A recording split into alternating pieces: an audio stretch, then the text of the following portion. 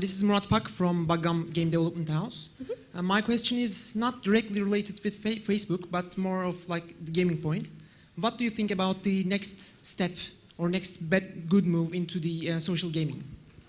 Sure. So social gaming is actually an area that we've just seen a tremendous amount of sort of innovation, right? I think the first phase has very much been about sort of building, right? These city building or these farm building activities. And that is interesting. And I think, obviously those guys have seen a fair amount of growth.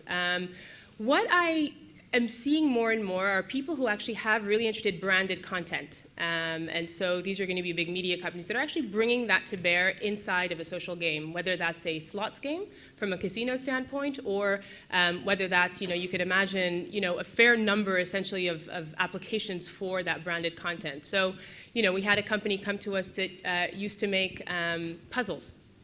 Very old school, very offline, not at all sort of this exciting stuff that most people will think about, but they've actually been able to, they're working on building some really, really interesting social games. And so board games are huge in Turkey. Board games are actually huge in the Middle East more broadly. So I guess the trend that I'm seeing is more and more people building socially and culturally relevant games and having those really take off in region. So I think that's probably one of the big ones.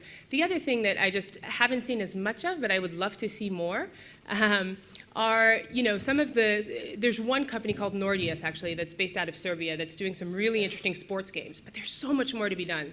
And so, there are a lot of verticals like this within gaming that are probably under-leveraged at this stage on Facebook, and that you could imagine, doing very, very well. So for me, especially in this region, I would definitely say sports is probably one to think about. And then, games that work pretty well offline that just haven't quite made it to social yet.